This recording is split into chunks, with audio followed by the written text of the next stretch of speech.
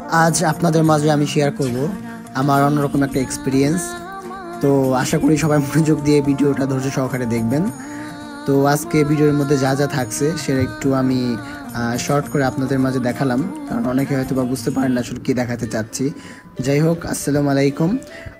আমার ভিডিওটা শুরু হচ্ছে এখান থেকেই। তো আজকে আমি আপনাদের মাঝে শেয়ার করব গ্রামের আসলে কীরকম পরিবেশ থাকে, বা এই টাইমটাতে মানে শীতকালীন সময়ে গ্রামে কি কি ধরনের ফসল, কি কি জিনিস চাষ করা হয়, গ্রামের মানুষ আসলে কি কি জিনিস চাষ করে, সেগুলো নিয়ে আজকের এই ভিডিওটা আপনাদের জন্য উপস্থাপন করব আর কি। তো আজকে আমি চলে গেছিলাম আমার বাসা থেকে, বেশি দূরে না, আমার বাসা থেকে মোটামুটি 6-7 কিলোমিটার দূরে। এলাকার নামটা হচ্ছে উকিয়ারা। তো অনেকেই চিনে হয়তো বা, তো এটা আমার গ্রামের পাশে। তো এটা উকিয়ারা অনেক ভিতরের সাইড, একদম ভিতরে। এখানে হচ্ছে অনেক ফসলি জমি আছে, আর এখানকার মানুষ ম্যাক্সিমামই কৃষিকাজ করে। মানে ম্যাক্সিমামই বলা চলে কৃষিকাজ করে, মানে যাদের আশেপাশে বাড়ি ঘর যাদেরই আছে তারাই কোনো না কোনোভাবে কৃষিকাজের সাথে সম্পৃক্ত। তো এই হচ্ছে সেই গ্রামটা। আর এই গ্রামটা আসলে অনেক সুন্দর, আর গ্রামের রাস্তাঘাটও অনেক ভালো এবং সুন্দর। তো আমি আজকে চলে গেছিলাম যে আপনাদের মাঝে একটু অন্যরকম একটু এক্সপিরিয়েন্স শেয়ার করি। আমারও আসলে গ্রামের সাইড ভালো থাকে, যেহেতু আমি শহরে থাকি, ঢাকা শহরে থাকি। তো ওরকমভাবে কোনো এনভায়রনমেন্ট বা ওরকম কিছু মানে পাই না, সুযোগ পাই না দেখার মতো। আসলে গ্রামে আসলে আসলে মনটা এমনি অন্যরকম হয়ে যায়। তো ভাল লাগে এসব জায়গায় ঘুরতে বা যেতে। তো আমিও তাই ভাবি যে আমি একটু যাই, আপনাদের একটু ঘুরিয়ে ঘুরিয়ে দেখাই। কারণ অনেকে হয়তো বা গ্রাম মিস করে, অনেকে হয়তো বা অনেক কাজে ঢাকাতে থাকে বা ঢাকারও বাইরে থাকে, তো তারা হয়তো বা গ্রামেভাবে আসতে পারে না। তো সব মিলিয়ে আজকে আমি আপনাদের মাঝে গ্রামের কিছু কৃষিকাজের কিছু মানে ছবি বা ভিডিও, এগুলো আপনাদের মাঝে শেয়ার করবো, বা কীভাবে কী করে কৃষকরা এই টাইমটাতে ফসলি জমিতে কী চাষ করে সেগুলো আপনাদের দেখাবো। তো যেতে যেতে আমরা প্রথমে আমার চোখে পড়ে যেটা, সেটা হচ্ছে আপনার এটাকে কি বলে, উস্তা গাছ। মানে উস্তা তো সবাই চিনে। তো এই উস্তা চাষ করে এখানে দেখা যায় ম্যাক্সিমাম, অনেকগুলো গাছ দেখছি এখানে। আর এখানে যে আপনি গ্রিন হাউসের মতো, আমরা যে সমাজ বইয়ে আমরা যে একটা পড়তাম, যে গ্রিন হাউস নামে একটা অধ্যায় ছিল কীরকম যেন একটা, যে শীতকালীন সময়ে গ্রিন হাউসের মাধ্যমে সূর্যের তাপ ধরে রেখে যে চাষাবাদটা করা হয়, এরকম টাইপ কিছু একটা আমরা পড়ছিলাম অনেক আগে, যেহেতু পড়ছি মনে নাই অনেক কিছু। তো ওইভাবে এখানে কিছু দেখলাম যে চাষ করতেছে, উন্নত প্রযুক্তির মাধ্যমে। এটা হচ্ছে উস্তা গাছ। আপনি একটু দেখেন কত সুন্দরভাবে এই জাংলাটা দিছে, মানে এটাকে জাংলা বলে আমাদের গ্রামের ভাষায়। তো অনেকে হয়তো বা একটু নাও বুঝতে পারেন যে আসলে জাংলাটা কি। জাংলা মিন করে হচ্ছে একটা গাছকে সুন্দরভাবে যাতে ফসল হয় বা ফলে যাতে এলোমেলো হয়ে না যায়, সেটা করার জন্য যেভাবে একটা বাঁশ বা আদার্স যে কোনো একটা সাহায্যে, মানে এভাবে সিরিয়ালি সাজানো বা একটা গাছকে গুছিয়ে রাখা, সেটাকে বলে হচ্ছে আসলে জাংলা। আমি কতটা বুঝাইতে পারছি আমি জানি না, কিন্তু আমিও তো বুঝি না, বাট আমি আপনাদের মাঝে যতটুকু জানি ততটুকু শেয়ার করছি। তো এই গ্রামের ভিতরে হচ্ছে, এই উকেরা গ্রামের ভিতরে হচ্ছে, এখানে আমি আসার পরে দেখলাম এখানে অনেক ফসলি জমি, এবং পাশাপাশি আপনার উস্তা গাছ, তারপরে হচ্ছে আপনার লাউ গাছ, তারপর আপনার যে লাল শাক যেটাকে বলে সেইটা, অনেক ধরনের সবজি এখানে চাষ করা হয়েছে। আর সবচেয়ে বড় বিষয় হচ্ছে এই সবগুলোই হচ্ছে শীতকালীন সময়ের সবজি। মানে এইগুলা গরমকালে তো এখন পাওয়া যায় না। আপনি দেখেন লাউ শীতকালে পাবেন, উস্তাও শীতকালে পাওয়া যায়, শাক সবজি মোটামুটি শীতকালে বেশি পাওয়া যায়। তো এখানে হচ্ছে অনেক ধরনের যা দেখলাম যে আসলে এখানকার ফলনও অনেক ভালো হয়েছে। আর ওনারা মানে খুব যত্ন সহকারে এগুলো মানে চাষ করতেছে, মানে তারা চাষাবাদে অনেক তাদের মানে স্কিল আছে, বোঝা যায়। কারণ এখানে আমি যেদিকে চাকাচ্ছিলাম পুরা চারিদিকে শুধু কৃষিক্ষেত কৃষিক্ষেত কৃষিক্ষেত। আর এখানে লাউ দেখবেন, লাউ মানে খুবই ভালো লাউ ধরছে, মানে প্রত্যেকটা ডগায় ডগায় আপনার লাউ আছে, দেখা যাচ্ছে, আপনারা তো দেখতেছেন। তো ভালোই ফলন আসছে। তো আমাদের আসলে এই গ্রামের এই সাইডটাতে, মানে যেমন আশেপাশে আর অনেকগুলো গ্রাম আছে, সেখানে আসলে প্রচুর পরিমাণ আমাদের এই শীতকালীন সবজি বা বিভিন্ন ধরনের চাষাবাদ করা হয়।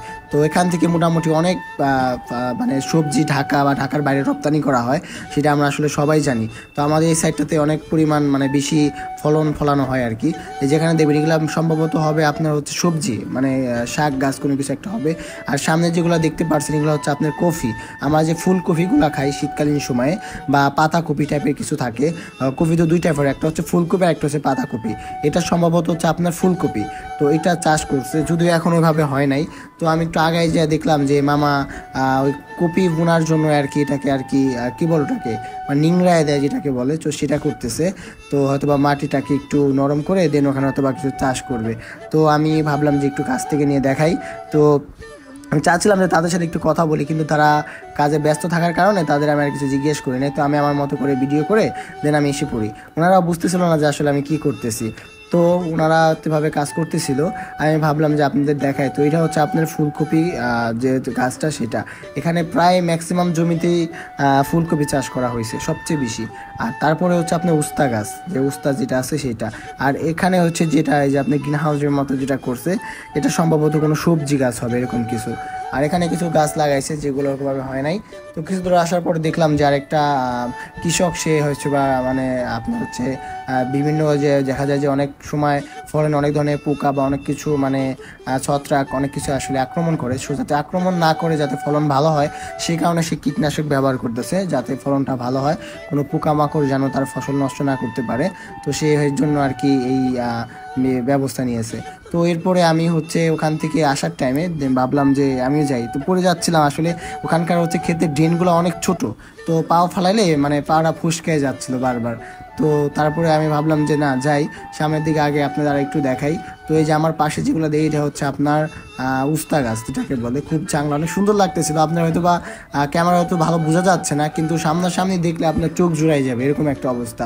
মানে খুবই ভালো দেখতে, অনেক সুন্দর, আর অনেক ফলন হয়েছে এবার, মানে ভালো টাইপের ফলন হয়েছে।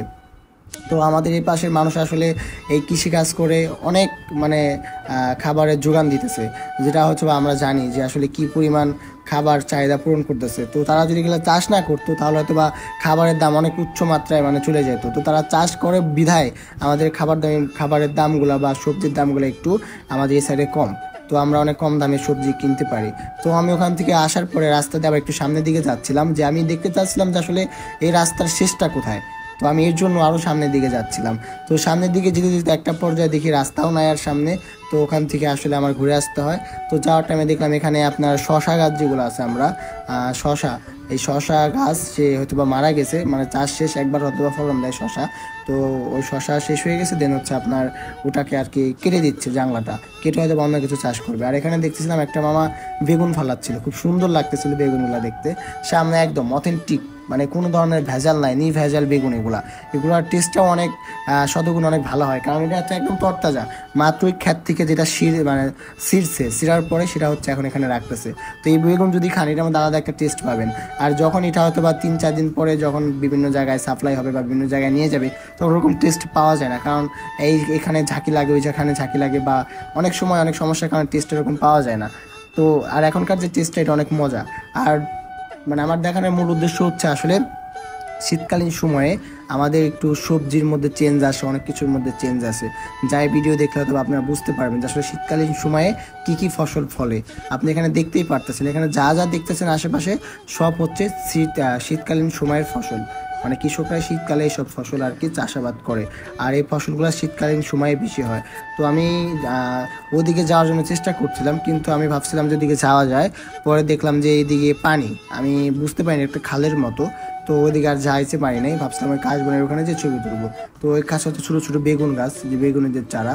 তারপর আমার চোখে বললো শাপলা, এসে শাপলা ফুল। আমাদের গ্রামে সবাই হয়তো বা জানেন যে শাপলা চাষটা বেশি হয় বা শাপলা ফুলটা বেশি মানে এটা চাষ করতে হয় না, এমনিতেই ফুটে থাকে আর কি। তো আমি ভাবতেছিলাম যে আসলে সকালবেলা আসলে এটা হয়তো বা আরও বেশি সুন্দর লাগতো বা দেখতে অনেক সুন্দর লাগতো, যদিও এখন বিকাল টাইম। তো আর এই গাছটাকে সবাই চেয়ে, এটা হচ্ছে কচু শাক।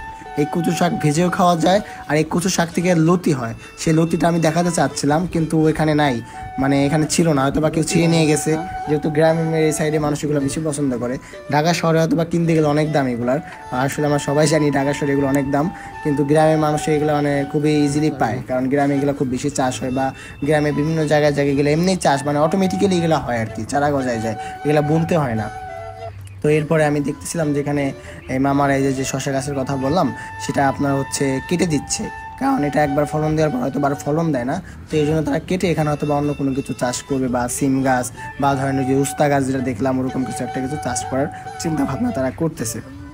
তো আমার ভিডিওটাও শেষের দিকে, আপনাদের জানি না কতটুকু বুঝাইতে পারলাম, কিন্তু শীতকালীন সময়ে এই ধরনের ফসলগুলো বেশি ফলান, এই কারণে আমাদের চাহিদাও পূরণ হয় এবং আমাদের খাদ্যের যে দাম বা বাজার মূল্যটা একটু কম হয়।